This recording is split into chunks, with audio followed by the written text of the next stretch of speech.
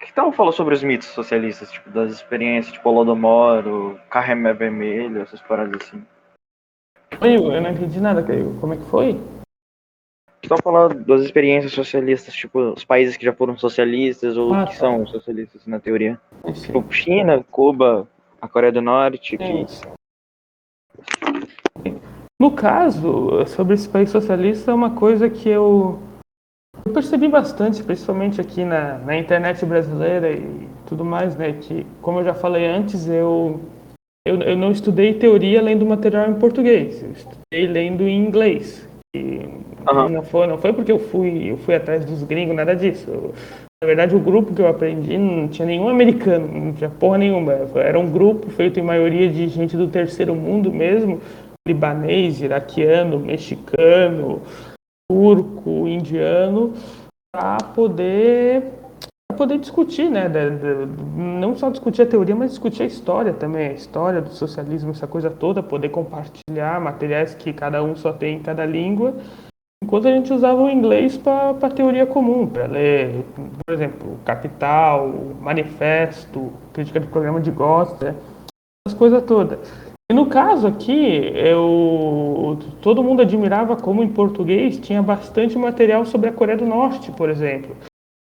É, tem E uma comunidade brasileira bem isso, grande do judaísmo o, até. o Centro de Estudos da Política Songun, que é do Lucas É, Rubio, e tem a Associação de Amizade da Coreia, que é uma associação internacional até, tem na maioria dos países, se não me engano, foi fundada por um espanhol, um catalão, mas tem um ramo forte no Reino Unido também. E aqui no Brasil tem o Lucas Rubio, mas não é só ele também, tem o Gabriel Tamão, o pessoal que eu já conversei aí algumas vezes. E além de ter bastante material sobre a Coreia do Norte, a Coreia Popular, tem também sobre a China bastante aqui em português. inclusive Mas, o Lucas Rubio, ele foi convidado para participar. Se olha, ele der tá aqui certo, na né? real? Ele tá aqui na Não, real? eu não sei ainda, mas provavelmente se der certo lá com ele, provavelmente ele colhe aqui com a gente num episódio futuro, que daria uma moral muito boa pra gente. Oh, muito massa. Mas, enfim, o que eu tava falando mesmo? Então. Os países que foram Isso. socialistas ou que são. Do material, no caso. A gente tem bastante material sobre a China também, aqui na língua portuguesa mesmo, que é principalmente o pessoal ali do coletivo do planejamento estatal, o Elias Jabbour, que é um dos maiores conhecedores de China do mundo, eu acho. É fato estabelecido já, o cara lançou 2 livros sobre o tema. Mas, em contrapartida, do mesmo jeito que a gente tem bastante material sobre Coreia do Norte, China, e até um material considerável sobre outros países também, em que tu encontra em algumas páginas do Facebook, por exemplo, sobre Etiópia, sobre Moçambique, que daí já não é nem tanto, são mais texto resumido, né?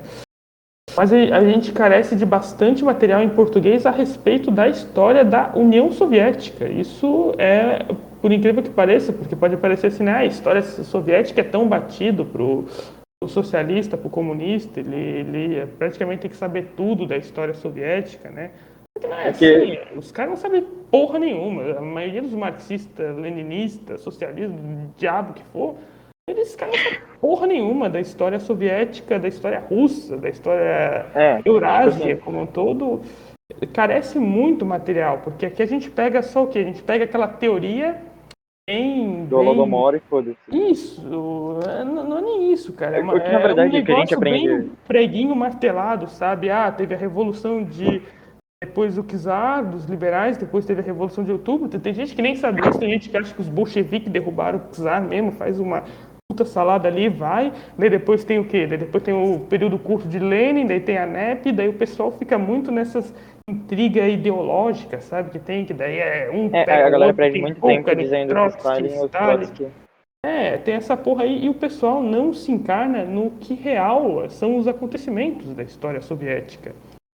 E tem muito pouco. Por exemplo, o pessoal aqui, em sua maioria que eu conversei, eles estudavam a União Soviética por quê? Por historiador americano, por historiador britânico. Daí tu tem aqueles sovietólogos de merda que passaram o século passado inteiro fazendo propaganda sobre a União Soviética, aí tu vai conversar com esses caras e vai dizer, teve esse aqui, ele escreveu 80% de coisa negativa sobre a União Soviética, mas 20% que ele escreveu aqui, tem uma coisinha boa, ou seja, dá para relevar. Não dá para relevar, cara.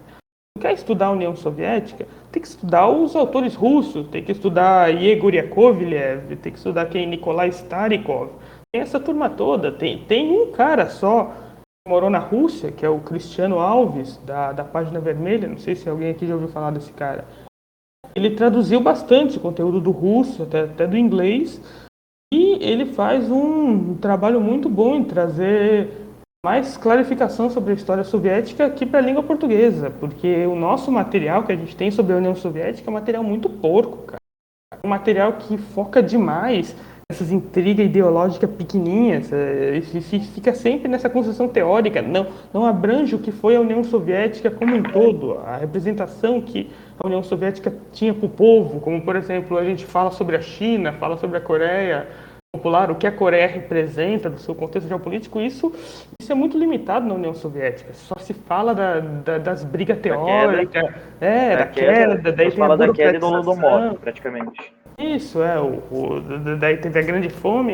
São eventos muito. Não se trata da União Soviética como um real experimento civilizatório, sabe? Um processo de civilização ali, onde a civilização É um processo russa. transitório, né? Isso, um processo de país mesmo, um Estado-nação. Que é isso que a União Soviética foi um Estado-nação, cara. Uma etapa acima para toda aquela civilização dos povos da Eurásia ali. Não se tem essa pegada quando se fala de União Soviética. É a mesma pegada que tu se tem quando tu lê um livro, por exemplo. É uma pegada muito acadêmica, muito economicista, até eu diria. Na minha opinião, tipo assim, a grande maioria da discussão na internet, pelo menos na internet brasileira, sobre quando envolve socialistas é sobre se o Holodomor existiu ou não. Porque isso também não é nem consenso entre os próprios socialistas. Sim. Isso é outra E, triga. E, na real, eu digo que isso tem a ver com o quê? Tem a ver com a gente focar, a gente depender totalmente de historiadores ocidentais, por exemplo, como a nossa referência. Nossa não, referência sim, tipo, total vem da historiografia ocidental.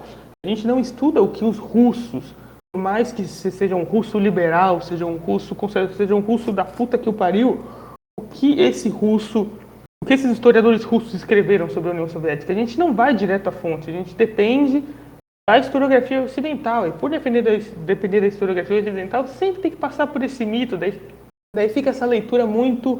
É uma leitura que não é dinâmica, cara. Uma leitura chata pra caralho, vou te dizer.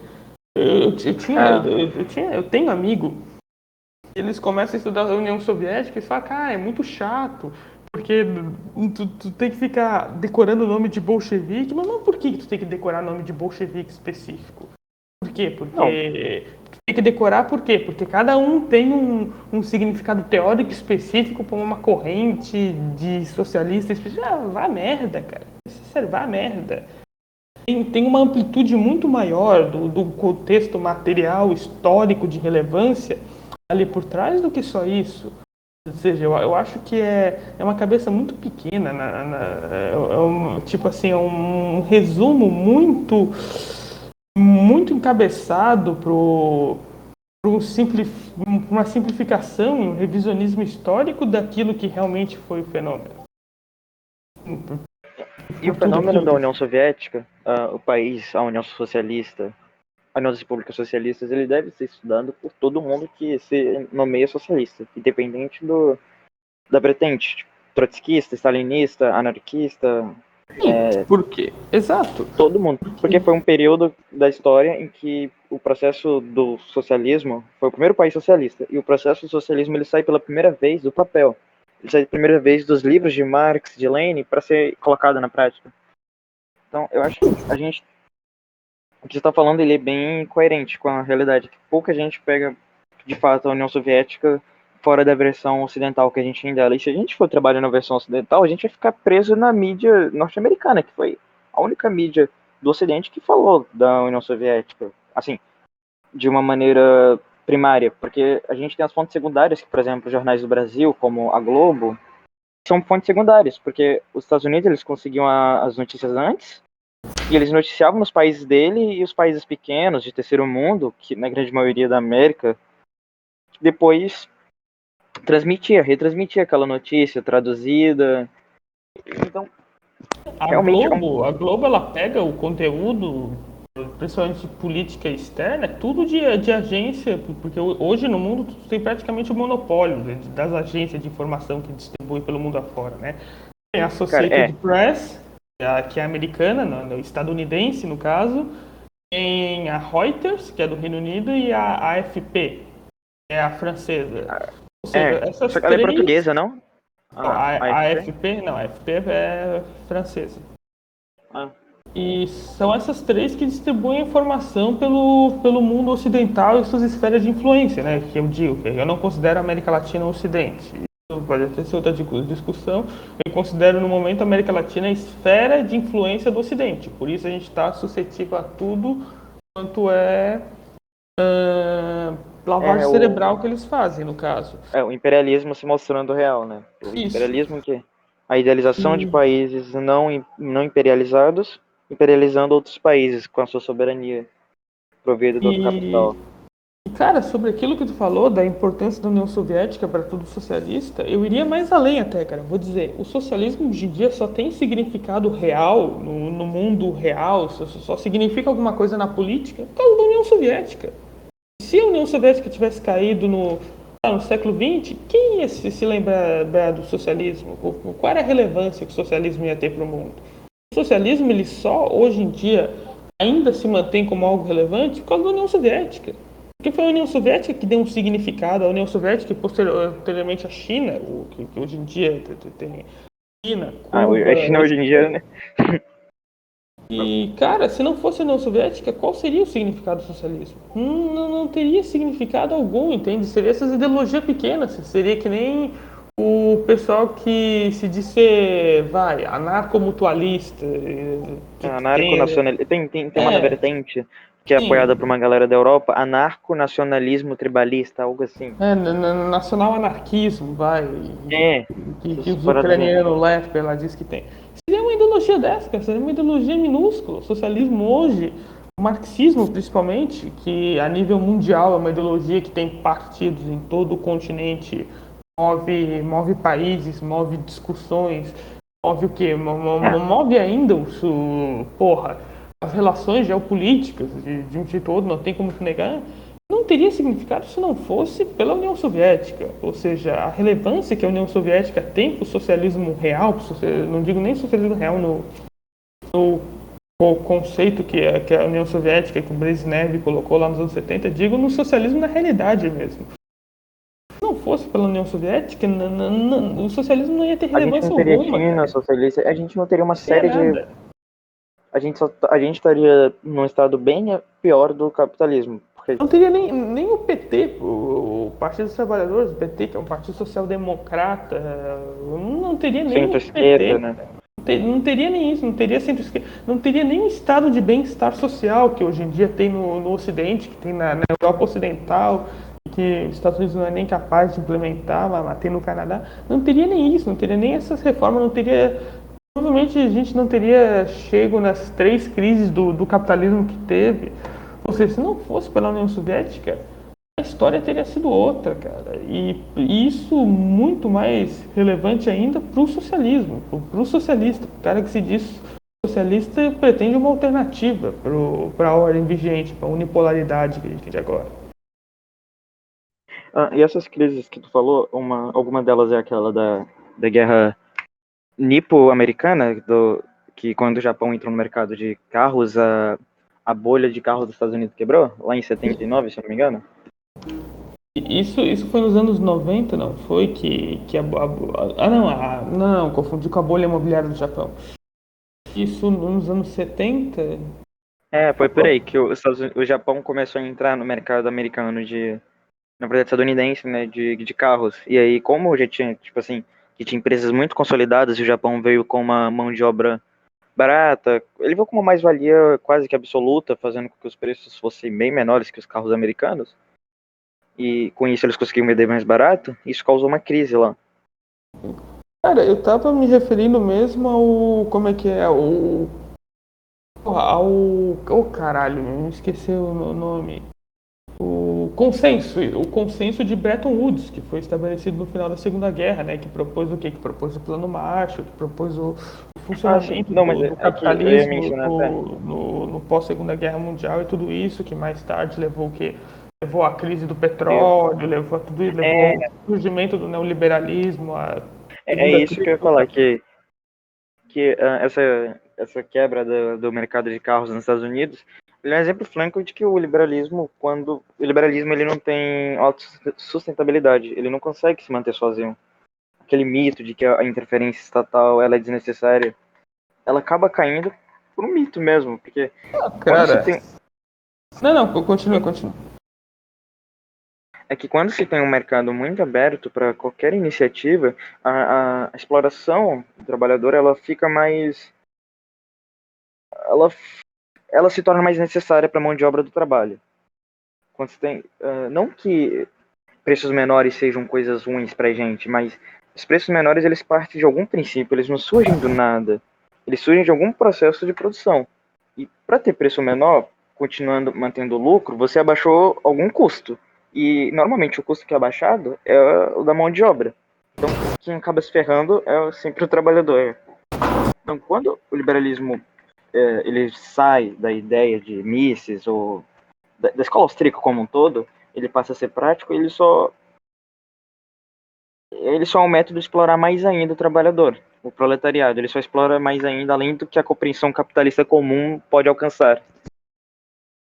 Cara, esse assunto, assim, pra mim, no caso, eu tenho uma visão que eu nem acho que vale a pena falar agora, porque é muito complicado e é uma coisa que ainda tá, que a gente ainda fica pensando. Mas, sem falar isso, desse jeito que tu falou aí, cara, acontece uma coisa muito simples. O capitalismo tomou pau o século XX inteiro. O capitalismo começou o século XX Tomando pau. naquele modelo fordista dele, tomando pau para o socialismo soviético. Chegou na crise de 29, estourou ali. O capitalismo teve que se reinventar, precisou do keynesianismo, precisou de toda aquela escola Sim, a, social-democrata que se diz, né? Que eu mesmo não considero aquilo como social-democracia, porque social-democracia para mim tem um significado histórico, mas ali no caso, ali no nos anos 20, nos anos 30, que depois se a consolidou bolha da Bolsa. na Europa Ocidental, isso tudo. E depois esse próprio capitalismo keynesianista, ele faliu ali nos anos 70, quando teve a crise do petróleo e tudo mais, tanto que precisaram correr do assim chamado neoliberalismo, né, da escola de Chicago, tudo isso, que tu precisava exportar o capital, já que tu tinha a tua indústria interna se quebrado como resultado dessa crise, tu não tinha mais como mover a indústria interna, tu precisava expandir para fora, né? Daí tem esse pessoal que diz, o Ocidente criou a China de bom grado, né? Foi lá e investiu na China de pedaço. Não é porra nenhuma. O Ocidente investiu na China porque se não investisse na China ia se fuder, ia tomar no cu, ia sucumbir frente à própria contradição do sistema. Vocês tiveram que investir na China por necessidade. Eles É. estavam forçados a investir na China e no terceiro mundo como um todo. Tinha essa necessidade de exportar o capital e tudo mais. Eu quero. É um debate muito mais complexo também, que daí a gente entra no que o capitalismo realmente é, né? Como modo de produção, se esse modo de produção já não acabou, se ele já não faliu, já não está morto. O que a gente está vivendo agora já não é outra coisa, mas eu acho que esse é um outro debate, um debate que não entra aqui agora. Ok. Só aproveitando que tu acabou, que chegou mais gente na ligação, eu só queria. Pode falar também, tá? Se vocês tiverem algum ponto. O assunto Oi? tá sobre as experiências socialistas e a gente estava falando especificamente da União Soviética, de como a União Soviética foi necessária, de como é necessário a gente estudar ela como um evento geopolítico, um evento histórico, um evento político, econômico e social. Todo socialista, na nossa opinião, deveria estudar isso para, independente da vertente, é claro, ele deveria estudar a União Soviética, porque é quando o socialismo, pela primeira vez na história, ele sai do papel, dos livros de Marx, de Lenin, saem das ideias de Stalin, Trotsky e começam a ser devidamente aplicadas. Então, se vocês quiserem acrescentar alguma coisa ao assunto, sintam-se livre, tá? Acho que no caso aqui tu pode falar um pouquinho mais até, né, que eu já falei bastante. Pode desenvolver mais alguma coisa aí, velho.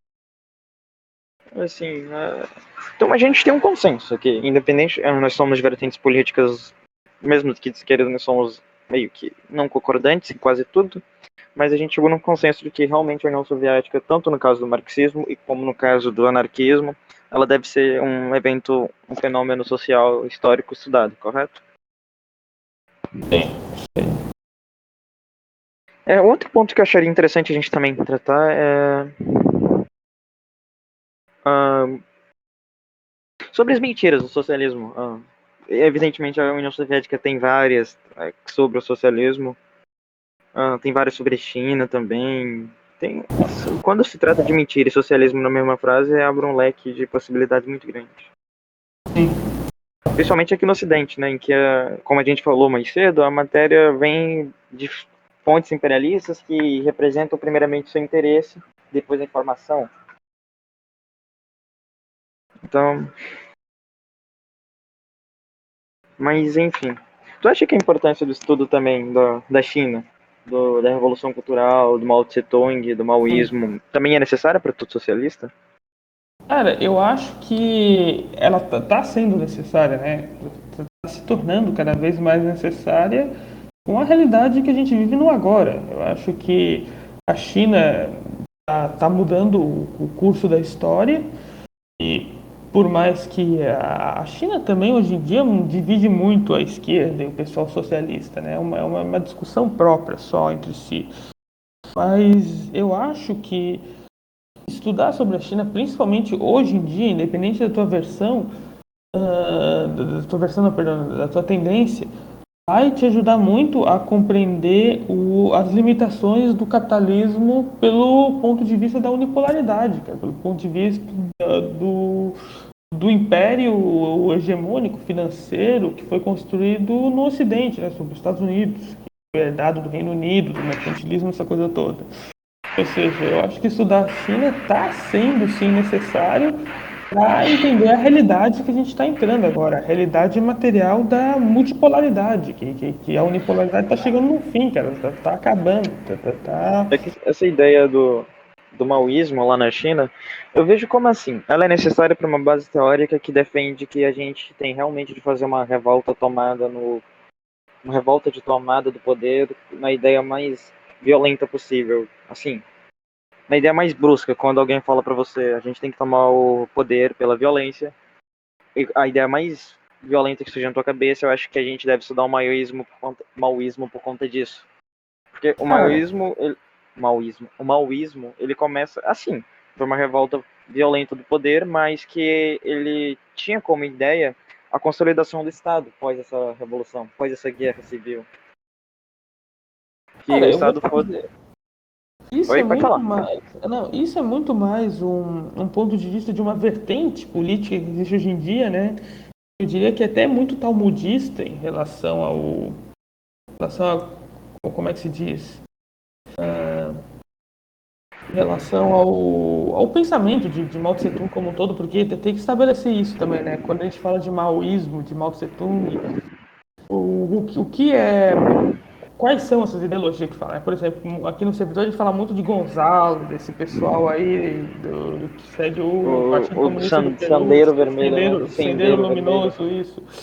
Sendeiro Esse Luminoso. pessoal, eles seguem uma vertente chamada marxismo, leninismo, maoísmo.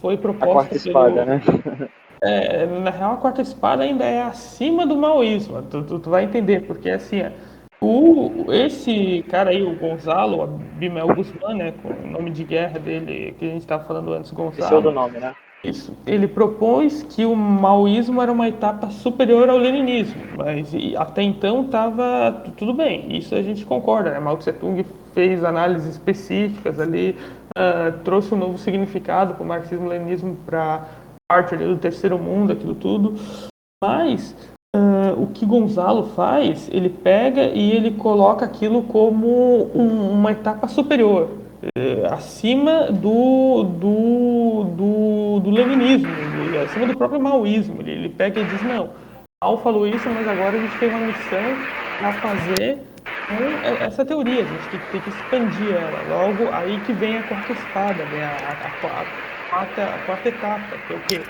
A primeira é Marx, no caso, a segunda Lenin, terceira Mao, daí vem o pensamento Gonzalo. O pensamento Gonzalo Que é a é a unificação, quarta né? espada, isso, é uma etapa superior ao próprio Mao. Porque o que Mao falou já não faz mais sentido específico desde o nosso tempo de guerrilha. Então, aí tu tem uma vertente específica, né, que clama o legado do Mao Tse Tung. Muita gente confunde. Por exemplo, a gente fala, esse cara é maoísta, né? Esse cara é maoísta de uma vertente específica, porque, por exemplo, quando surgiu o próprio maoísmo, assim, pro resto do mundo, né? Porque na China ninguém se considera maoísta. Chega para um chinês e tu fala assim, cara, tu é maoísta? Não sou maoísta, eu sou um socialista com características chinesas. E o maoísmo é É, parte desse o maoísmo, não, perdão, o pensamento Mao Tse Tung é parte desse socialismo. Depois do pensamento Mao Tse Tung vai ter o quê? Eu me identifico mais com a teoria do Deng Xiaoping, eu me identifico mais com o pensamento do Zhou Enlai, daí tinha aquela galera lá do Lin Biao, o Liu Xiaoqi, toda essa turma aí que dividiu ali o Partido Comunista no começo da Revolução, no começo daquilo que se tornou a Revolução Cultural, né? E sim. aí surgem as distinções bem claras, porque, por exemplo, eu me considero um seguidor de Mao, mas eu posso me chamar um maoísta, porque hoje em dia, se eu digo que eu sou maoísta, é um negócio muito mais complicado, né? Porque tem tanta vertente aí dizendo ser maoísta, que eu prefiro me identificar da mesma maneira que um chinês se identifica, cara, que é o quê? Eu sigo o pensamento Mao Tse Tung no sentido de ser uma etapa, um complemento ao marxismo-leninismo, só que no meu caso eu sou brasileiro, ou seja, não é um socialismo com característica chinesa, um socialismo brasileiro. É um complemento para o marxismo-leninismo à medida do que pode fazer sentido aqui para nós do Brasil. Tem isso tudo. E. Cara, o que mais que a gente tá falando que eu esqueci ali antes disso, cara? Sobre esse estudo do Mao Tse Tung, do maoísmo, também Sim, seria. da parte teórica, isso, lembrei que tu falou da violência, isso tudo. Então, como eu estava falando, cara, isso não é algo assim que se restringe principalmente a Mao, cara, porque Mao não vai dizer que obrigatoriamente cada país tem que passar por isso para ser socialista. Isso foi uma teoria que ele desenvolveu para a Desenvolveu. China. Ele desenvolveu para a China isso, acima de tudo. Teve outros Assim, países que viram semelhança nisso, sim. A gente não pode se esquecer, acima de tudo, que foi uma teoria que Mao desenvolveu para a China.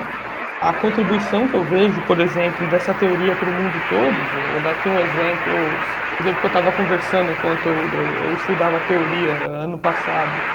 Por exemplo, as eleições no Reino Unido, quando teve a derrota lá do Partido Trabalhista, do Labour Party, lá do Jeremy Corbyn. Foi uma das primeiras vezes na história do Reino Unido onde o Partido Trabalhista não ganhou no campo, cara. Assim, não foi capaz de ganhar no campo. E isso assim, tendo conhecimento da teoria de Mao Tse Tung, tu entende o porquê disso aconteceu, tu entende o porquê que por tu ter uma base do partido focada nos centros urbanos, naquele ambiente cosmopolita, ignorando o campesinato, que o campesinato como uma classe no sentido mais moderno, no sentido que tem um consumo, uma geografia, um estilo, um modo de vida completamente diferente digamos assim, um proletário urbano, que nem um proletário mais, esse pessoal que o partido foca, né? Vai, um PMC da vida. Tu tendo conhecimento do método de Mao, tu consegue entender isso. Mas aí tu vai falar com o cara do Partido Trabalhista e vai dizer, não, o campesinato não existe. Não existe o campesinato, nem existia na China, aqui no Reino. Não existe isso. Cara, não é questão do camponês existir na mesma forma que ele existia na China. A questão é tu entender o que essa classe que vive fora da cidade, que não está em contato com esse ambiente cosmopolita, com esse ambiente globalizado, digamos assim, significa para a tua base de suporte, para a tua base de apoio, para um movimento que se diz ser proletário, que se diz tentar mobilizar essa classe oprimida, essa classe que, segundo Marx, teve a sua humanidade roubada, perdeu a sua humanidade no processo da modernidade. O que significa isso? Isso é uma coisa que, tu lendo mal, tu tendo conhecimento do pensamento Mao Tse Tung, tu consegue identificar, tu consegue fazer uma série de análises que são muito úteis para análise da conjuntura política geral, principalmente aqui no Brasil, quando a gente olha para o Brasil interior, para esse Brasil que é afastado dos centros urbanos, do litoral, tudo, o grande Brasil, né? Aí mais para dentro, esse Brasil que é historicamente ignorado, digamos assim. São análises muito importantes a ser feitas. É por isso que eu considero o mal como uma etapa superior ao marxismo-leninismo. Não porque eu acho que tem que se tomar o poder obrigatoriamente pela violência. Essa questão da violência revolucionária como um todo, eu acho que já dá até outro debate, né? Porque tem cara que fetichiza muito a violência, que acha que, vou meter um fuzil na mão do trabalhador e a gente vai sair, vamos atacar um prédio aí, só por isso eu vou estar fazendo revolução. Não é assim, cara. Não dá para ser, como é que se diz? Aventureiro a esse ponto, cara. Não, tem que ter muito mais essência do pensamento de Mao que, como é que vai muito mais além de meia dúzia de texto estabelecido pelo peruano ali, meia dúzia de conselho, meia dúzia de checkpoint, que tu pega uma listinha assim, tu faz uma checklist e tu vai colocando certinho ali, né? Isso aqui já foi, daqui a pouco eu tenho revolução, daqui a pouco eu tenho socialismo. Não é assim, cara. Não é assim não foi assim que Mao ganhou poder na China, não é assim. A coisa é um processo muito mais dialético, como a própria teoria implica, do que dessa maneira. Então é por isso que eu acho que a maioria desses gonzalistas, desse pessoal que se diz ser maoísta hoje, eles estão muito equivocados porque eles fugiram da real essência, que é o pensamento de Mao, é aquilo que Mao significa para a realidade, para complemento da teoria marxista-leninista como um todo. Não dá para tu ser talmudista, não dá para tu achar que tu vai fazer a revolução no Brasil do mesmo jeito que Mao fez na China. Não é assim, cara. A gente tem uma sociedade diferente, a gente é a nossa própria civilização. Não que a gente seja uma civilização agora, a gente está num processo de um dia, talvez, se tornar uma civilização. Isso seria, pelo menos, o objetivo de um socialista de verdade, um socialista que preza pelo socialismo como uma realidade. Ou seja, a gente tem a nossa própria condição, não tem como tu achar que, porque Mao fez isso na China, eu vou fazer isso no Brasil. Não é assim que a coisa funciona. Tu tem que ter entendimento da teoria de Mao para que isso faça algum sentido na realidade. Do jeito que eu estudei, pelo menos, não só eu, que outros amigos meus, do diversos grupos de estudo chegaram à conclusão, isso tem aí diversos comentaristas, economistas falando também, o método de Mao se aplica independente disso, cara. O método de Mao é uma coisa muito mais dinâmica do que essa galera prega. Enfim, eu tô até falando demais aqui, daqui a pouco eu perco a linha. Vamos continuar. A única coisa, assim, que eu não sou muito, que eu não encaro muito no maoísmo atual, no maoísmo brasileiro, da fanbase do pensamento Gonzalo, é que eles negam de todas as formas, eles fazem até uma campanha de eles fazem uma campanha de estimulação a não votar. Sim. Tu falou um tempo desse, que eu até concordo contigo, essa frase pra mim ela é bem concordante, porque esses caras eles não têm poderio, capacidade, instrução para fazer uma revolução e estão falando de não votar. Tipo, para você negar um procedimento democrático, ainda que falha, porque a democracia capitalista ela é muito falha por diversos fatores, mas você negar ela totalmente, supondo que uma pequena minoria vai fazer uma revolução no método de que um cara revolucionário fez há quase 100 anos atrás no Oriente, na outra metade do mundo, você achar que vai replicar isso dessa mesma maneira no Brasil e com isso se considerar o método democrático, para mim, é um erro. Eu acho que eles deveriam, pelo menos, considerar um método democrático nem que fosse somente para, sei lá, somente para tirar o Bolsonaro, ou criar um candidato de terceira via, ou quarta via, ou quinta via, seja lá qual via for, e fazer uma campanha de incentivo ao voto nele, porque isso pelo menos não seria um, como é que eu posso dizer, um poder ético desperdiçado, porque a maior arma o maior poder da ética é a democracia, na tese, né? Sim, cara, Então, eu nem entraria por esse julgamento moral, eu entraria por uma pegada mais da realidade mesmo, que é, não vai mobilizar o proletariado, o campesinato, nessas condições que a gente cara, tem agora para atacar o Estado, para derrubar o Estado nessa condição.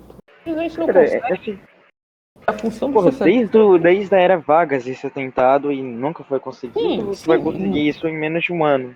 Pois É é, bizarro. não foi conseguido justamente porque os comunistas, em sua grande parte, aqui no Brasil, eles falharam em dar um significado real para a frustração do proletariado, para a frustração do campesinato, porque, aqui, entre outros, entre mil e outras coisas, o que torna o socialismo algo compatível com a realidade para a maioria das pessoas e faz com que esse tenha algum sentido para elas pegar em arma, lutar, defender uma ideia de revolução, um projeto de revolução, posteriormente uma pátria socialista, mais posteriormente ainda, é a ideia de que tu consegue consegue trazer uma solução para essa frustração, tu consegue materializar um sentimento capaz de atingir essas demandas, entende? É que no Brasil a gente não conseguiu isso, cara.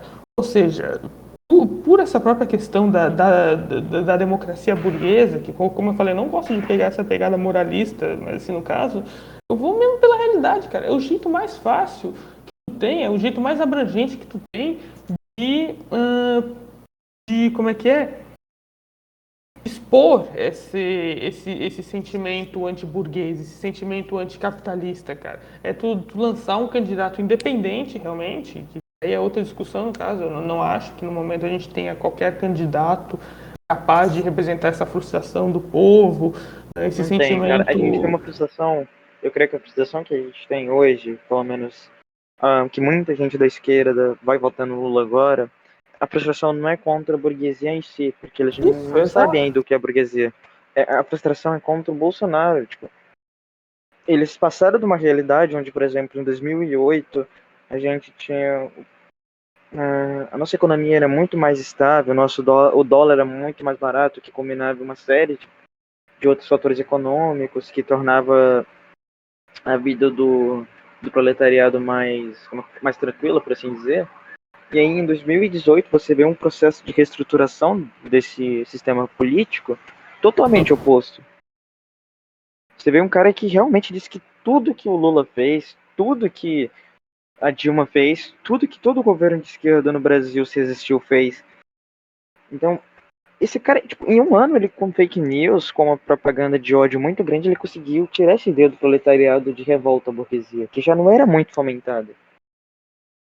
Sim, cara, mas eu ainda vejo que ele conseguiu chegar num ponto que a esquerda infelizmente falhou, que foi o quê? Ele conseguiu materializar, pelo menos na campanha dele, a frustração do povo, que é algo que a esquerda, eu vejo no É, momento, assim, dialeticamente ela é incapaz de fazer, cara. Ela é incapaz de criar uma campanha onde ela, de maneira cirúrgica,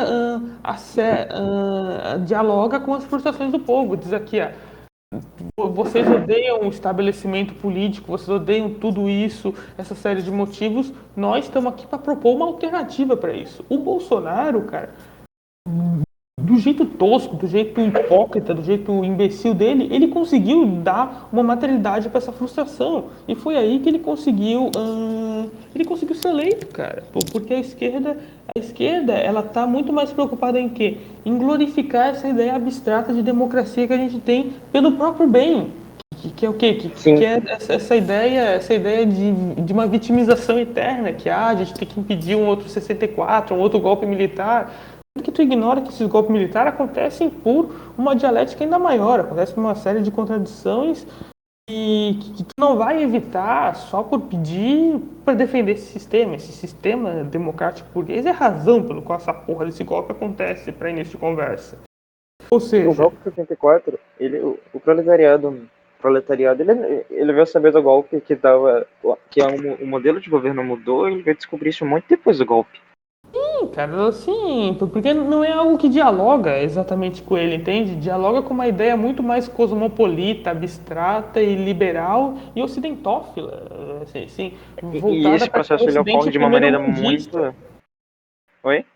Voltado para aquela ideia, assim, aquela ideia idealista de primeiro mundo, sabe? De que nós temos que ser aquilo que o primeiro mundo é, porque o primeiro mundo é e o primeiro mundo é bom. Ainda tem O muito Brasil essa mentalidade ocidentófila, uma mentalidade atlantista hoje em dia, aqui, né, inculcada na cabeça da esquerda, cara. Por exemplo, ainda cismam em querer pegar país escandinavo como referência, pegar país alemão como país alemão, pegar a tem Alemanha gente como que pega até referência. monarquia para defender Tem a monarquia. monarquia, cara, sim, porque tem estado social, como é que é estado de bem-estar social. O pessoal não é capaz de ir ao cerne da questão. Daí a gente tem isso, a gente tem uma esquerda que é incapaz de dialogar com o povo, uma esquerda que não dá que não consegue materializar a frustração mais básica do povo com o sistema, tá ligado? Independente da economia tá melhor com o Lula, tá pior com o FHC, tá pior ainda que o Bolsonaro. Independente disso, o povo ele ainda está em uma contradição eterna com o Estado burguês, ele ainda está em uma contradição constante com essa burguesia, com essa classe de compradores que no Brasil a gente mal tem uma O burguesia povo, nacional, né? Tem uma o povo brasileiro, que ele nem acha tinha, que então, não, a classe só média, ela acha que é burguesa, né?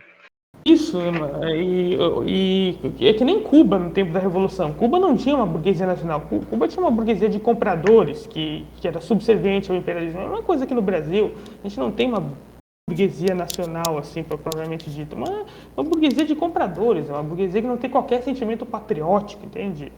Uma Sim. burguesia que é incapaz até, cara, de ver algum tipo de virtude numa conquista nacional, por exemplo, no Brasil ganhar uma Copa do Mundo, no Brasil ter um índice alto em combate à pobreza, ou como é que é, combate ao analfabetismo, é uma burguesia que nem consegue ver nisso, não consegue nem ver no próprio desenvolvimento das forças produtivas, cara, não consegue ver nisso uma virtude, um avanço, é uma burguesia ainda muito comprador no sentido marxista da palavra, e ignora completamente a própria necessidade de desenvolver o país, porque não se vê em tal contexto.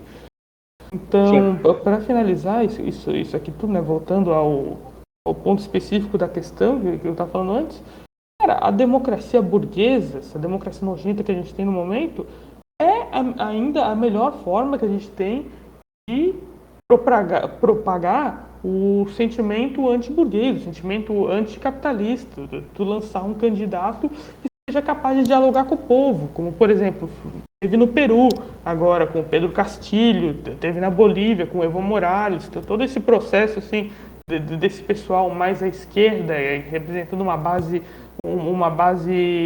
mais patriótica, uma base com real conexão com o povo, apesar desses aqui que eu citei, eles serem recheados de erros, aí, recheados de questões que vai a nível individual, um criticismo específico, aí que também não gosto de fazer, porque eu não sou boliviano, não sou peruano, eu acho que isso até extrapola o ponto, mas enfim.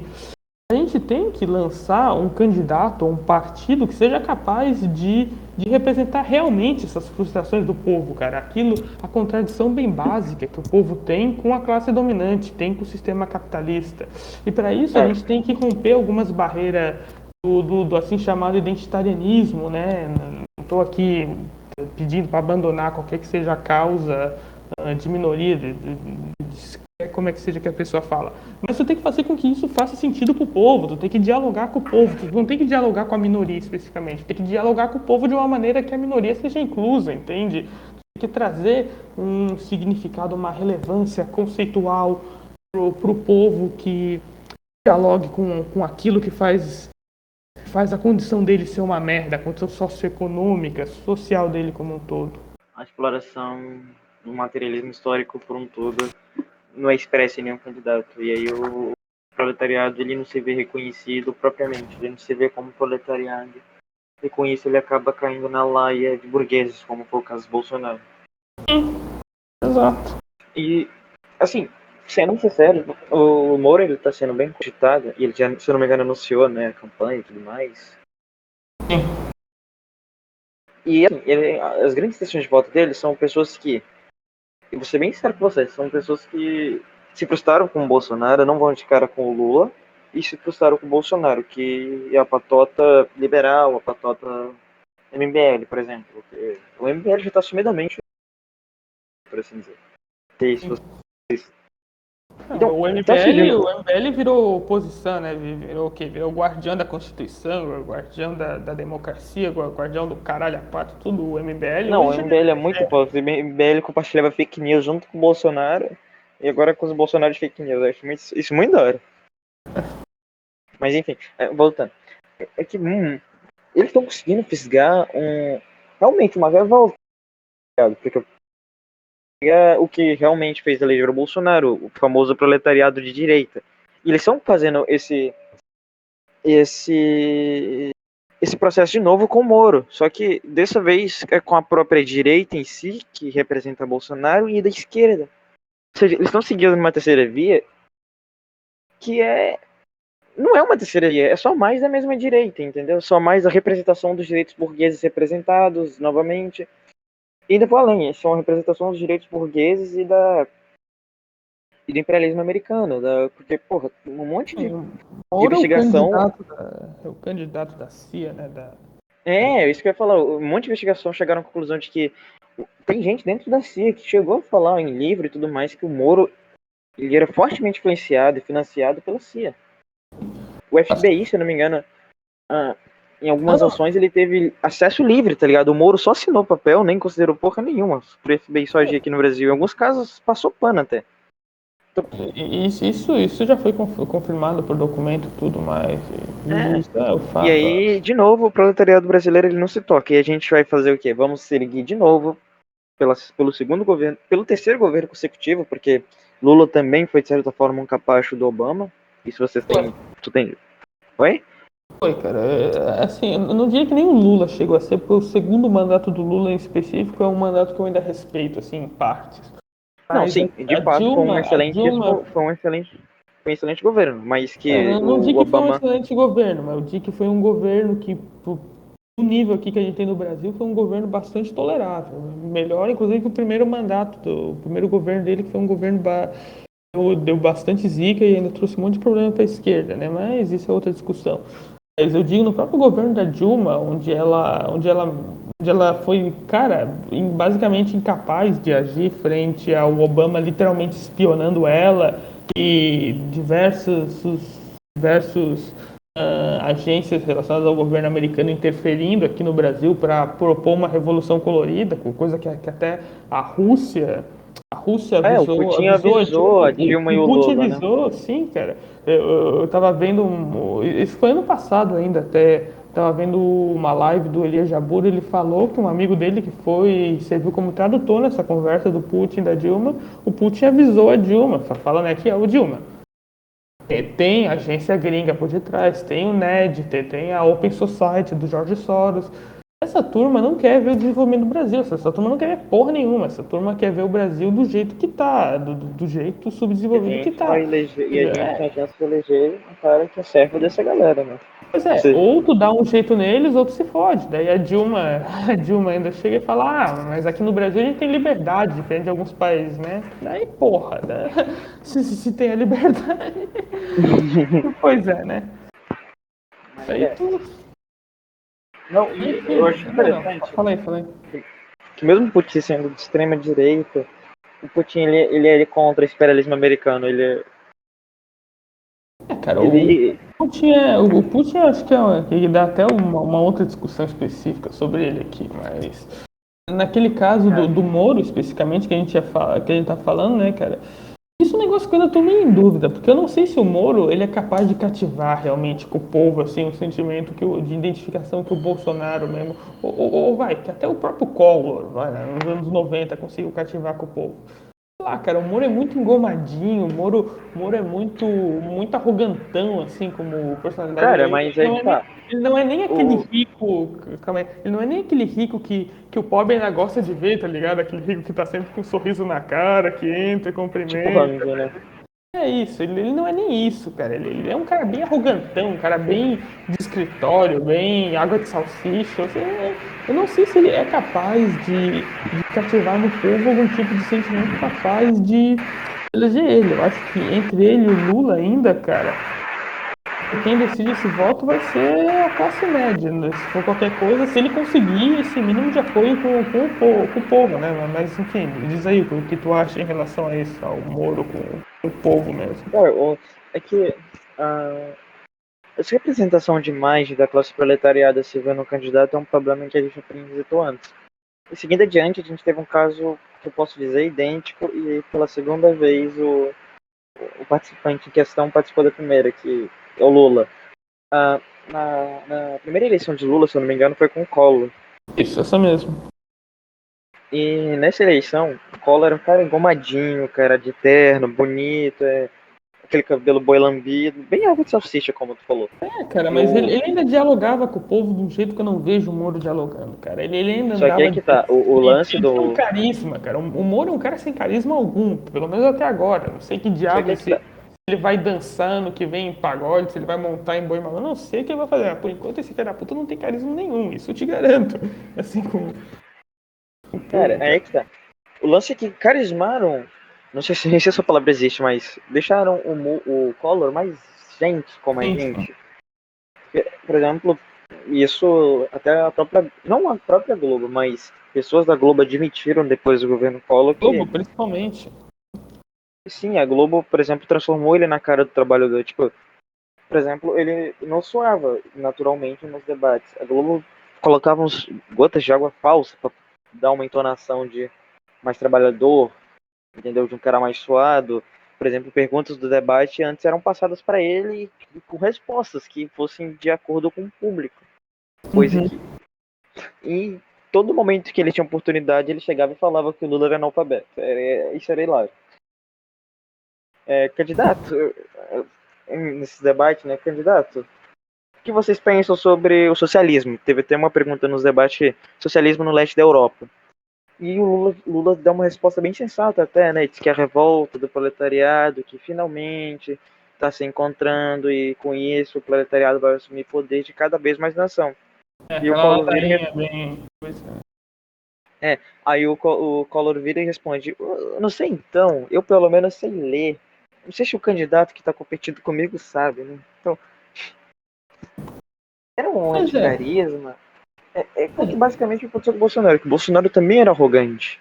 Sim, cara, Ele mas o repetiu. Bolsonaro, o povo ainda consegue se ver nele, ainda consegue se ver naquele cara, velho. Ele, Do jeito que ele é o não. retrato mais. Inclusive, eu até acho, cara, que o Bolsonaro consegue levar do Moro, cara. Eu acho que ainda se cair assim, Cara, Bolsonaro contra o Moro, eu acho que o Bolsonaro leva. E eu não culpo a galera por preferir o Bolsonaro, por preferir um cara que eles julgam ser mais humano na condição objetiva que eles. Eles veem no Bolsonaro um cara que é mais orgânico, que parece ser mais gente que nem eles do que o Sérgio Moro, que nunca parece ter respirado um ar de carnaval, tá ligado? eu acho que o segundo turno, na minha opinião, vai dar Bolsonaro e Lula mesmo. Eu também acho. Mas eu, Eu também acho que vai dar isso. na verdade, eu ainda tinha uma esperança num Ciro, mas o Ciro Não, o cancelou, né, Ciro, a o Ciro candidatura. cai, cara. O Ciro cai. O Ciro, outra vez, dá pra fazer um debate só desse bicho aí, mas eu acho que o Ciro, cara, chega na hora da eleição, sempre dá um jeito de não ir pra frente. Você sempre tem uma intriga no partido, você sempre tem alguma coisa assim que o Ciro não vai pra. Ele não consegue ir em eleição, cara. Na eleição, assim, E esse ano era presidente. o ano mais forte dele, né? Sim, sim, era para ser, mas ele já até falou que ia sair, pelo visto não saiu realmente. Mas enfim. E não, e ele dando, esse tempo desse, ele tava dando uma de. Ele tava virando realmente populista, né? Ele fez até um vídeo com a Bíblia dizendo que não são rivais, que podem sim ser conciliadas. Sim. Quero dizer, então. A gente não sabe se ele vai vir na terceira via. Ele parece que ele cancelou e tudo mais. A gente também Pois não tem é. nem certeza 100% do Lula, né? Que o Lula disse que já tem 70 e poucos anos, não tem tanto interesse, já governou 2 vezes. O Dória também tá pra vir, mas o Dória é água de salsicha morta também, né? O Dória. Puta que eu pariu. O Dória. Não, o Dória eu acho que nem coisa de, tipo, papo de eleição ele teve. Ele surfou na onda do Bolsonaro e foi. Totalmente, totalmente. Só ganhou por causa Ele disso. não. Eu acho que a única coisa que ele falou, assim, as propostas dele foram apoiar Bolsonaro, acho que só isso que ele É o falou na eleição. Bolsodória, né? O Bolsodória, não sei se você lembra. 45, né, o número do Dória na época, até. É o número da porra do PSDB, do PSDB. Era Dória e Bolsodória, nossa. E tinha vídeo que era só o Bolsonaro falando do lado do Dória, era um bagulho grotesco. Então, cara, aqui dando E indo tinha um a pouquinho Joyce mais pra Hasselman frente. também, né? Ah, sim, a porquinha gorda que foi que falava, né? É a Miss Pig, Miss Pig. Tinha a Sarah Mano. Winter, nossa, tinha uma galera assim bem excêntrica, né? Cara, Mas, o Alessandro aqui, tem que ver com o Marcão isso. Ele tinha entrado aqui, mandou uma mensagem, cara. Parece que já saiu de novo, mas não sei. enfim, ah, eu tô. Deixa eu ver uma história que a gente possa É, ver. ele falou ali que consegue entrar agora às 10h30. Procede essa informação, então? Procede mesmo, vai pra frente? Ele é do PCO, né? Vereador Mirim, viu? Eu não sei, ele é do PC do B, se eu não me engano. Eita,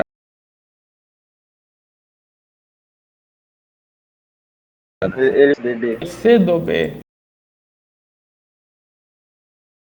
Gonzalista que chama o PC do B de tudo B. Ah, mas isso até eu chamo. Não fala pra ele.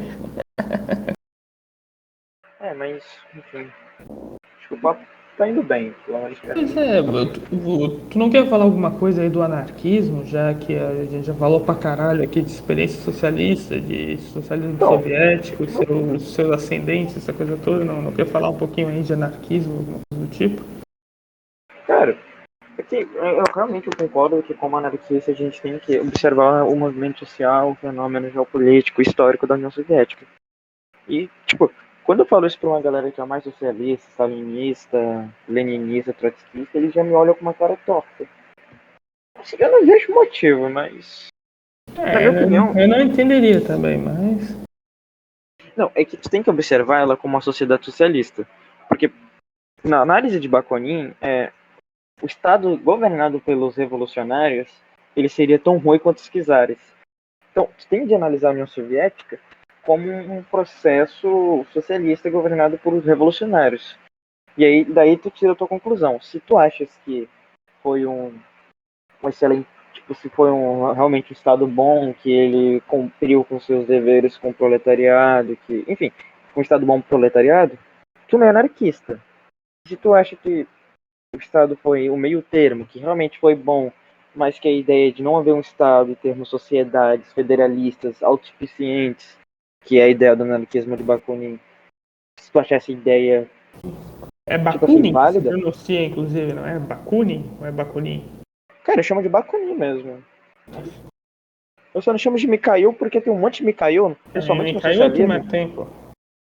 E aí eu chamo de Bakunin. Então, mas enfim, ele fala que não, aí tu pode tirar o meio termo que tu concordar, mas tu achar que o Estado pode não ser necessário para o proletariado ser autossuficiente, e tu pode ser totalmente contra, que é a ideia dos anarquistas capitalistas lá, que todo lance-se contra o Estado e contra o socialismo. Que eu acho que tipo, é uma falácia, né? Mas enfim.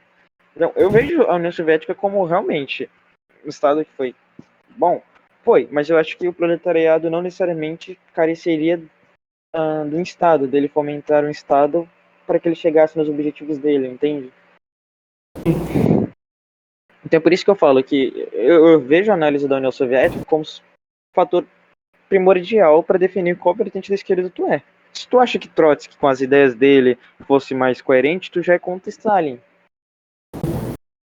Se tu acha que o maoísmo poderia ter sido coerente, tu já chega chega certamente a apoiar a revolução da China. Se tu acha que o jucheísmo, enfim. Quando você analisa a União Soviética como a primeira e neutra do socialismo, você consegue chegar a outras vertentes do socialismo. Não se prender ao marxismo-leninismo, né? E, Mas, assim, pode falar, pode falar. cara, assim, essa questão da teoria toda é um bagulho bem complexo também, né? Mas tu considera que teve assim algum exemplo histórico, assim, né, na realidade mesmo, no feijão com arroz, que traz assim o anarquismo, que pode dizer que fala assim em nome do anarquismo? Eu vejo que alguns falam como é que é, do Exército de Libertação, do Exército Zapatista de Libertação Nacional do México. Tem uma galera que fala Teve uma do causa anarquista Território também. Livre da Ucrânia. Teve uma causa anarquista na Espanha, nos Ah, anos sim, sim, sim. 20. No Brasil também teve, que foi a Sim, primeira frente teve. que combateu o integralismo, foi a frente anarquista. No Brasil teve as crises não, perdão, as greves dos anos 20 que teve Que eram de anarquia. anarquistas, né? Só que o Não, anarquismo no Brasil. não era de anarquista específico, o movimento era muito menor, tu tinha anarquista fazendo atuação forte ali também, essa coisa toda. É que o anarquismo no Brasil, ele vem ser. Inclusive tem um cara que. Eu esqueci o nome dele, que ele é brasileiro, ele é considerado tipo o Bakunin. O Bakunin, depende da sua interpretação. O Bakunin brasileiro. Deixa eu só achar o nome dele aqui, rapidão. Que ele foi um. Porra. Rapidão. Eu acho que eu tenho um monte de livro aqui, ó. Ele foi brasileiro, ele foi um teórico anarquista, a galera considera ele no movimento anarquista de como se fosse o Bakunin brasileiro. Mas o anarquismo, quando ele vem ser ah, fundamentalizado, teorizado aqui no Brasil, quando ele vem ganhar bases teóricas como o socialismo, ele não vem, tipo, de início com pós-revolução industrial, pós-revolução vermelha lá na Rússia. Em 1919 a gente já tem o Partido Comunista aqui no Brasil, que é fruto da Terceira Internacional. Na verdade, Da segunda, não é? não, acho que não, a segunda foi. A segunda Não, não não, foi que o isso. Eu confundi, desculpa. Eu confundi o Comintern com o Cominform. Ah, tá. Não, de boa.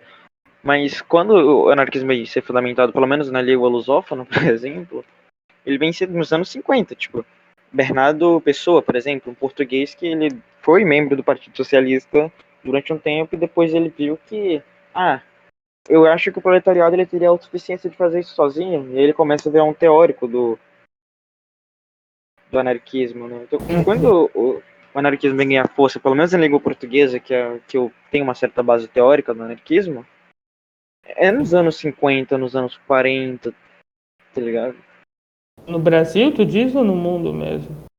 Não, na língua portuguesa, que é que eu Na tenho língua base portuguesa. teórica. Tá. Porque no anarquismo tem uma grande, acho que, sedimentação do anarquismo português e do anarquismo brasileiro. Por algum motivo. Muitos teóricos são lidos tanto na frente anarquista lá, teóricos aqui e vice-versa. Entendi. Mas o meu ponto, acho que eu até esqueci. Ah, tá, anarquismo no Brasil. É que ele veio mesmo com força teórica, tá ligado? Nos anos 50, mas ele foi uma força não tão teórica assim nos anos 30, nos anos 20. Inclusive, eu tava lendo esses dias acho que era uma revista, né, da Frente Anarquista Brasileira. Nossa, eu confundi o nome do cara, era João Bernardo, eu chamei de Bernardo Pessoa. João Bernardo. É, João Bernardo é o nome do cara.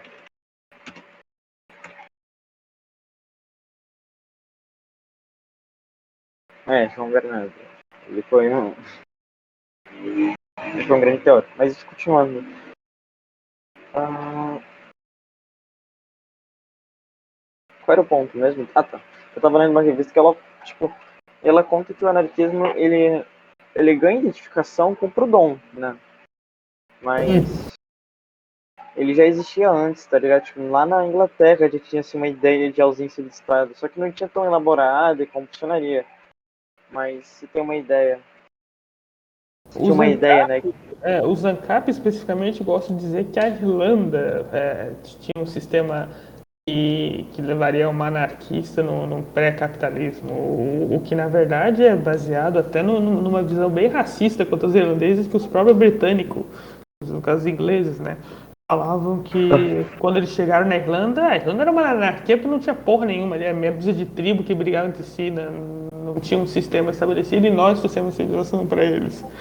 E os caras reproduzem esse mito, assim, né? Sendo que na Irlanda tu tinha, assim, organização de clã, tu tinha um líder de clã, tu tinha um conselho de clã, aquela organização ainda do povo celta, ali, pós-romano, essa coisa toda, tu tinha isso.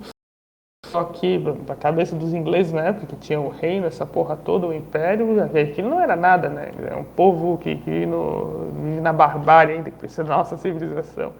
E os ANCAP, sempre que eu discuto com eles, eles trazem isso. Vem dizer que, não, a Irlanda era ANCAP, cara. A Irlanda era ANCAP. Fala isso pro irlandês, cara. Fala isso lá pro Cara, republicano irlandês pra tu ver. Vai realmente dizer tem que um os período caras na eram história ali anarquistas. que essa região da Europa ela foi meio que liberalzinha mesmo ANCAP. Foi o período pós-feudalismo. Todo Sim, o sim. feudalismo. É, só que não foi instantâneo, né? Como a gente tem um hábito de dizer. Mas no caso era ali mais pelos territórios do. Como é que era? Do primeiro Reich. É primeiro Reich que se diz? Primeiro Reich, que era É das terras pós-feudais, deu numa área que, Isso, tipo, o Império Sacro Germânico, Romano Sacro Germânico. naquela área ali tinha. E era, literalmente, quando os senhores feudais saíram das suas terras feudais e vieram para que se tornaria nas cidades, eles vêm com dinheiro e o dinheiro era um fator de liberdade, entendeu? Tipo, você era livre com quanto você possuía de dinheiro, porque isso te garantiria hum, ausência de imposto, uma série de coisas, né? Aí você pode considerar esse período como ANCAP também, tá ligado? Dá pra fazer traçar um paralelo aí. Ai, caralho, mas Dá, ficou. porque você só seria livre se você tivesse capital, que não é Sim, muito sim. diferente do mero Entendi, capitalismo. entendi por esse lado. Mas enfim, já já a gente espera entrar no Se é que o cara já ficou offline de novo aí, com a belezura que a internet dele tá, né? isso é culpa do capitalismo. Culpa do capitalismo carioca ainda. Eu acho que ele é carioca. E tem uma ideia, tipo, tem umas vertentes anarquistas que elas são bem interessantes, assim, não perdendo a linha de raciocínio. Tem um municipalismo Municipalismo. anarquista. Munici- Municipalismo é especificamente anarquista, porque até onde eu sei não é especificamente assim, do socialismo libertário, que daí é outra vertente ali que É surgiu anarquista. bastante influenciada pelo Eu anarquista. sou social libertário. Não, sim. Mas eu digo municipalismo específico. Ah, tá. A base Bakunin, ele era federalista. Para ele defendia que a gente tinha que derrubar, desestruturar o Estado e vamos viver cada um numa pequena federação. Não cada um, claro, mas vamos viver em pequenas federações autossuficientes que se comuniquem entre si, fazendo a troca de produtos e bens e coisas assim. Só que ele não defendia a centralização. Tipo, Porque, uma, se eu não me uma engano. extrema. Fala aí, terminei. Não, é que ele não, quando a gente fala a troca de bens e de produtos, soa meio capitalista, né? Porque o capitalismo é isso entre países. Mas ele defendia que é o seguinte: que tem federalismo, você se dissolve-se grandes comunidades como uma cidade, por exemplo, São Paulo, divide ela em pequenos, sei lá, bairros, por assim dizer, e cada bairro exerça um meio de produção que seja coletivo. O método socialista, né, os meios de produção coletivos. E aí, por exemplo, supondo que um bairro, sei lá, eu não conheço o bairro em São Paulo, mas acho que o Morumbi é um bairro. E Morumbi, a aí tem Moca. Eu também não conheço Morumbi e muito bairro de São Itaquera. Paulo. Que era Morumbi isso. e Itaquera. Tá. Fazendinha, onde Morumbi era e ali na Itaquera, Paulista. vamos lá. Supondo que Morumbi produza, sei lá, arroz e Itaquera feijão. E aí há um interesse mútuo, você pode só fazer a troca, sem necessariamente haver um capital centralizado, que seja provido do Estado e afins.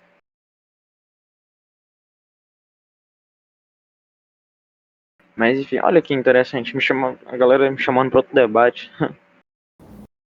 Enfim, eu acho que a gente já tá há um tempinho aqui, né? Mas uma coisa que Ah, eu queria vamos ver se falar o cara contigo entende. é, tu tem informação tu já pesquisou, já leu alguma coisa sobre o movimento zapatista do México? Cara, já ouvi falar, tem uma banda que eu ouço que eles são zapatistas, que é o Rainsta Against My Shine, não sei se tu conhece. Sim, Raise Against the Machine, sim, sim. É, eu já pesquisei porque eles falavam que eles eram socialistas, mas depois eu descobri que eles eram zapatistas. Descobri que o nome do movimento tem esse nome, né, por conta de Zapata. Sim, Emiliano Zapata.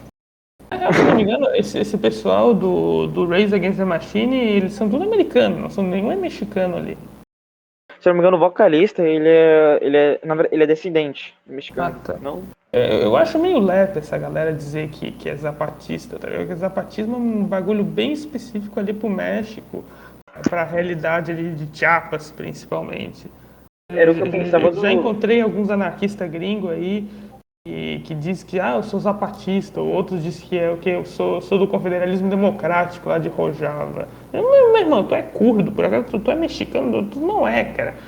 Foca nas tuas condições aí, em vez de querer Pensamento clamar a do revolução Gonzalo, tá ligado? sim, sim.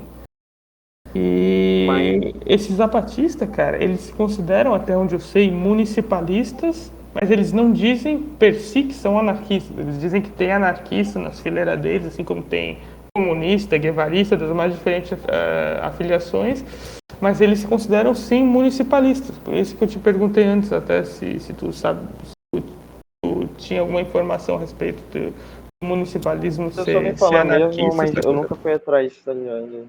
Eu só vi coisa ruim também. Fui simulado pra caramba dia atrás. Cara, tu entende inglês ou não? Tu lê bem inglês, Cara, eu assim? manjo muito pouco de inglês. Muito pouco não existe, mas eu manjo pouco de inglês. Razoável.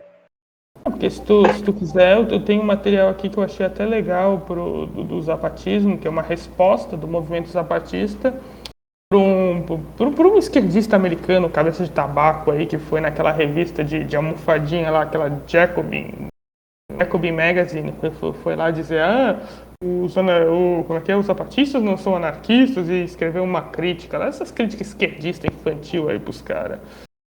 Primeiramente, que quem usa o termo esquerdista normalmente, não sempre, deixando bem claro, mas quem usa o termo, eu sou esquerdista é normalmente oportunista, né?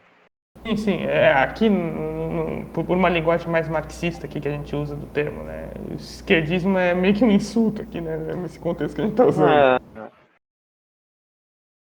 mas enfim. Se tu quiser, eu posso te mandar esse material. Não, Dá pra manda, vai usar, ser muito bem-vindo, tá dá pra ligado? usar tradutor também, eu acho. Vou Não, mandar relaxa, pode aqui. mandar aí, pô. Eu tô tentando fazer uma biblioteca anarquista, né? Fomentar Eu tô afim de traduzir outros textos de Bakunin no tradutor mesmo, Traduz foda-se, vai também. flopar. Cara, eu tô num compromisso, assim, que eu tenho que assumir ainda, né? Eu vou traduzir, assim, grande parte desses materiais aí que eu li, que eu aprendi sobre a União Soviética, sobre outros países comunistas, que eu li em inglês, é um compromisso que eu tenho comigo, que eu vou traduzir esse material para português no meu site aí, Eu que é um também, projeto futuro que tá para vir. Pra vir. eu também queria aprender inglês pra traduzir, tipo... Eu tenho um amigo que é do Bandeira Vermelha que ele traduz, tá ligado? Essas paradas assim. Sim, sim. Inclusive ele é gonzalista, né? Então, quando a gente vai falar de política, é uma treta fodida, né? Que Porque a Quarta Espada, supostamente, ela refuta o movimento anarquista, porque, segundo Stalin, os anarquistas são seres individualistas, né? Eu acho engraçado que, deixa eu pegar aqui a própria Stalin, no frase. caso, ele fazia essa análise focado no anarquismo como experiência histórica também, né? Tu tem que ver isso. Calma, esses dias eu mandei a frase aqui, Não que rapidão, deixa eu pegar. que eu esteja aqui querendo passar pano pro anarquismo, longe disso. Eu tô falando que tu pega no contexto de Stalin, o que ele fala Anarquismo. Ele fala do anarquismo que existiu na realidade, né? Ele vai dizer o que? Ele vai dizer de Macno, da experiência do território livre, ele vai dizer dos anarquistas na Espanha, lá daquela federação do sindicato, que depois se uniu com Franco para derrotar o que restou dos comunistas dissidentes. A Guerra Civil Espanhola foi um inferno, foi um balaio de gado do caralho. Uhum. Ele fala sobre essa carga também, né? Eu já volto, rapidão. Brisa sair, mas já volto. Espero que vocês continuem aí. Já volto. Vou falar um pouquinho aqui para não deixar tão quieto, para não achar que tá no defunto total aqui, né?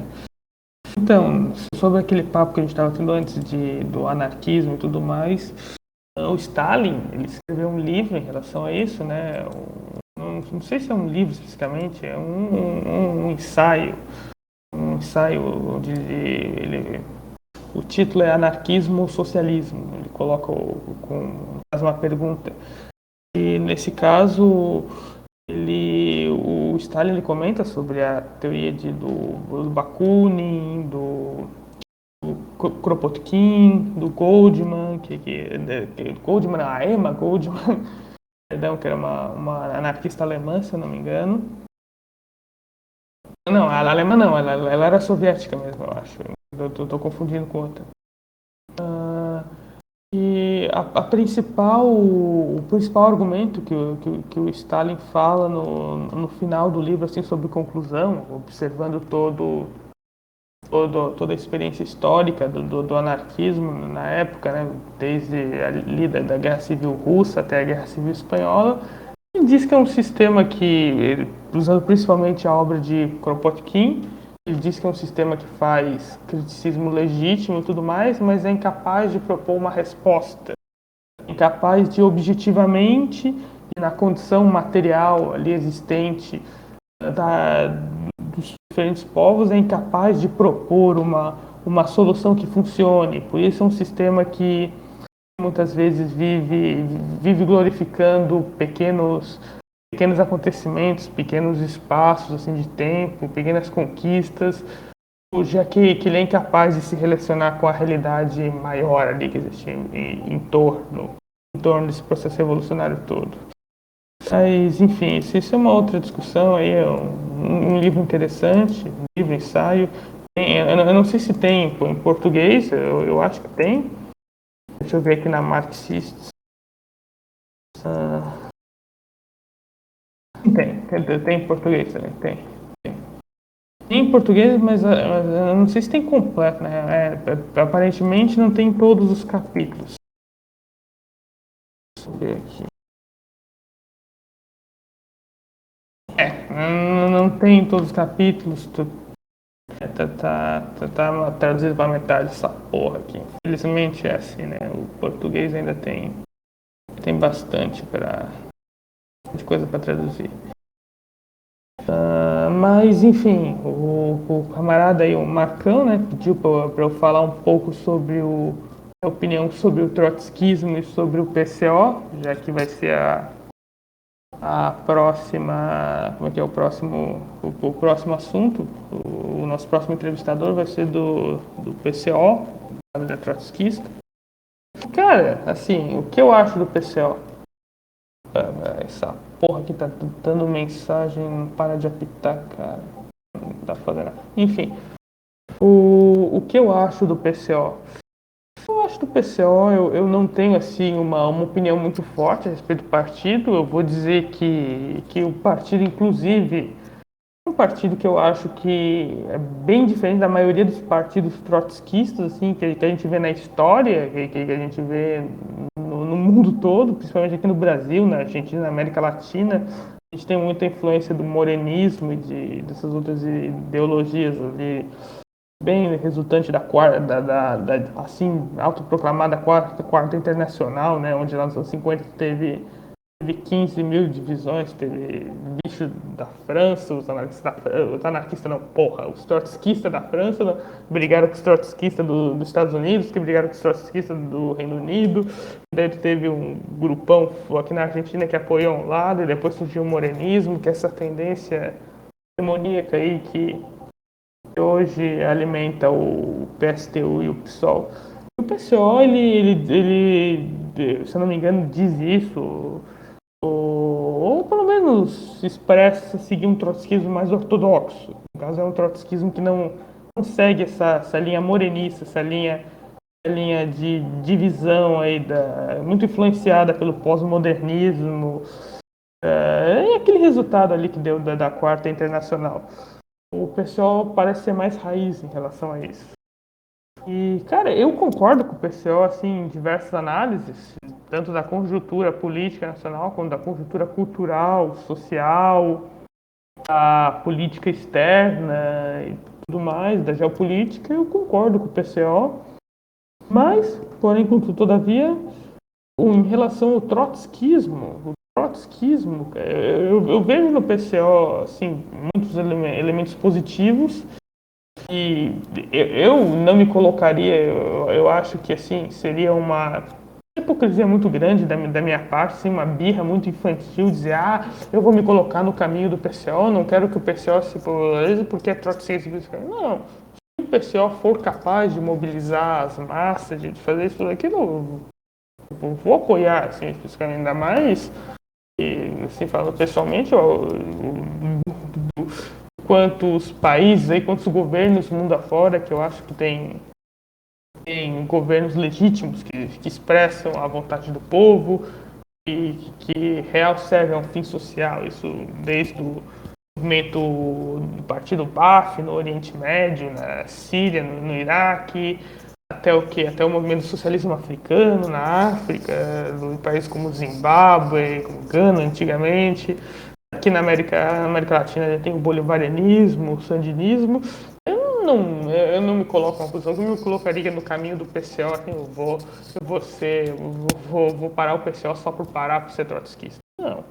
Mas agora, se a gente for ter uma discussão assim a nível teórico, a nível do trotskismo, inclusive eu assisti um vídeo do Rui Costa Pimenta sobre Stalin, União Soviética União Soviética ali pós começo dos anos 20, que, cara, aquilo ali, eu digo assim, na pesquisa, naquilo que eu estudei, é que aquilo ali é picaretagem teórica, cara. Aquilo ali é picaretagem teórica e revisionismo histórico, assim, em baixo escalão. O PCO, assim, um partido que até então se mostra ser patriota, se mostra ser contra a hipocrisia ocidental, isso tudo. Achei bastante hipocrisia entrar nessa mesma retórica para atacar Stalin, especificamente.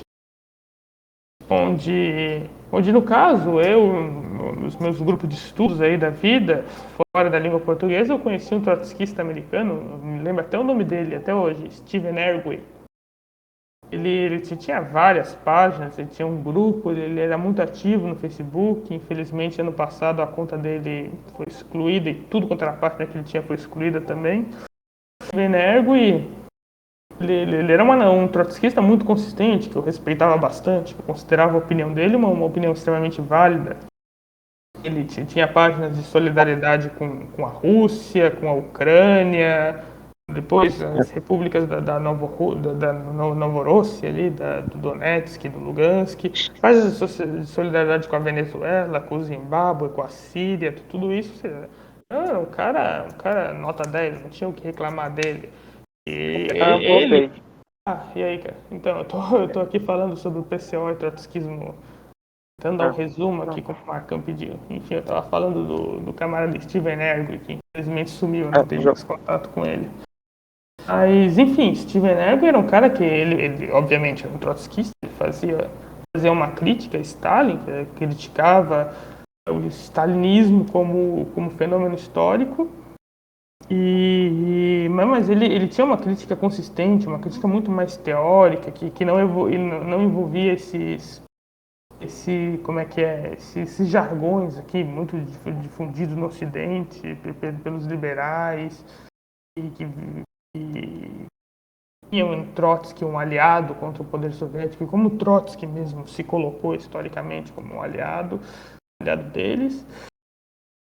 Ou seja, ele era um trotskista consistente e eu tendi a ver o PCO de uma maneira semelhante que eu via Steven Avery, que eu via esse cara especificamente. Só que é aquela coisa, né? Depois de alguma experiência, assim, contatos com membros, né? A minha opinião com o PCO é bem mais ambígua, é bem mais meio a meio, assim, eu acho que tem coisa válida, tem, mas eles ainda entram em umas contradições bem infantis, bem, que é típica de vários trotskistas. Para falar do que eu acho do trotskismo como um todo, eu acho que levaria muito tempo, né? Mas eu posso falar que, posso resumir assim dizendo que, cara, Trotsky, como uma figura histórica dentro da União Soviética, ele não fez de nada por merecer, né? Ele assim, ele dizia, né, nos seus livros ser a favor do centralismo democrático, essa coisa toda. Aí depois que esse mesmo centralismo democrático deu a derrota para ele, né, que fez com que ele fosse esse lado, primeiramente no Cazaquistão, no caso na época a República Soviética do Cazaquistão. E Trotsky começou a ter delírios, aí começou a surtar, começou a querer criar uma facção, começou a querer ir contra o centralismo democrático só porque a figura dele não estava ali na liderança e tudo mais. Isso eu até falei ontem, né, que a gente estava falando de gonzalista, essa turma toda que se diz que tudo é revisionismo mesmo eu falei, cara, essa era a visão do Trotsky quando ele estava exilado no Cazaquistão e depois que ele saiu da União Soviética, né? Tem até uma entrevista que ele faz com um repórter espanhol que, pô, o bicho parece um noiado, parece um cracudo, o cara tá lá gritando, eu sou a revolução, eu sou a espada da revolução, a revolução sou eu, sem eu não tem revolução, porra, eu sou a maior pureza da revolução, assim. De errado ele não tava, né? Que quem pegou a Oi? parte suja na Revolução foi ele. Assim, quem comandou Como a assim? tropa, quem pegou a porra toda foi ele. Cara, na verdade, isso é um mito meio equivocado que dizem. O que no caso atribuem a Trotsky como fundador do Exército Vermelho, né? Sendo que se tu Não, acho que ele estudar. foi agrupador, parece. Foi agrupador. Oi? Foi, parece que ele foi agrupador e líder, tá ligado? Depois que ele agrupou, tipo, Stalin era tipo vice de Lenin e Lenin era tipo, como é que eu posso dizer? Não. Sabe aquele cara da líder da Lenin, revolta?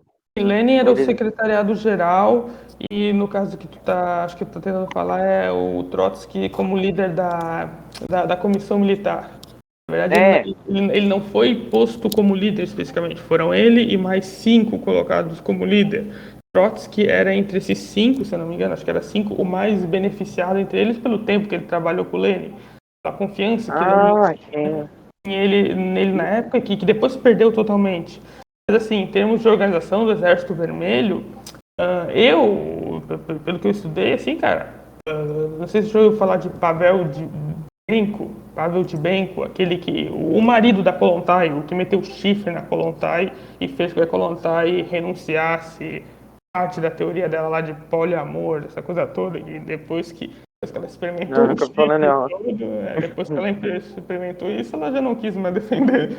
Já voltou. Então, esse cara, o Dibenko, foi um dos organizou assim, um exército vermelho muito mais que o Trotsky, no sentido que o Trotsky, ele era uma pessoa extremamente arrogante, e isso que eu estou falando, daquela entrevista que ele deu lá para o jornalista espanhol, fica bem claro isso, ele é uma pessoa que ele, é incapaz, ele era incapaz de trabalhar com outras pessoas, isso Lenin critica bastante ele, na comissão militar lá, ele não tinha apego algum com as tropas, tanto que era um questionamento que eu já vi gente fazendo, né? Falava, cara, se Trotsky realmente organizou o Exército Vermelho, por que ele não usou esse Exército Vermelho para derrubar Stalin, para derrubar Lenin, o que quer que for? Porque ele não tinha preço nenhum, o pessoal odiava ele, as lideranças militares, tudo do Exército Vermelho odiavam ele, ele não tinha qualquer tipo de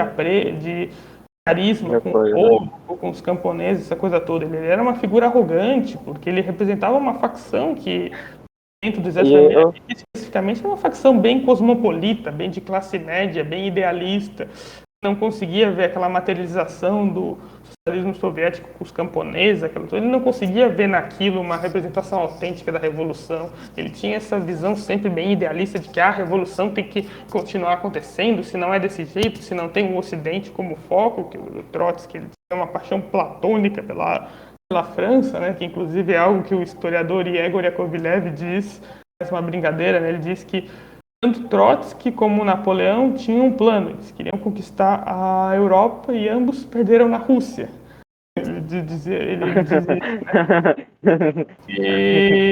e Trotsky tinha essas pretensões de expandir, de fazer a tal da Revolução Permanente, sendo que a Revolução Permanente já tinha fracassado. Cara. Perdeu-se na Hungria, perdeu-se na Eslováquia, perdeu-se na Alemanha, perdeu-se na Finlândia, onde o general Mannerheim massacrou os vermelhos, Se eu não me engano, usou táticas que depois foram usadas pelos nazistas. Os nazistas se inspiraram nesse general Mannerheim para torturar o Exército Vermelho e essa coisa toda. Ou seja, Trotsky era se eu não alguém me que engano, representava muito. o nome dele não era Trotsky, não. Não, Passou a ser Trotsky, Leon Boldenstein, uma coisa assim. passou a ser Trotsky quando um líder dele, um chefe de... Bronstein, desculpa. Ah, tá. Leon Parece Bronstein. que o nome dele passou a ser Trotsky quando... Porra, parece que foi, tipo assim, quando ele foi pro exército, e a galera, se eu não me engano, o coronel percebeu um certo comportamento nele, né? Esse comportamento meio doido, Uhum. meio...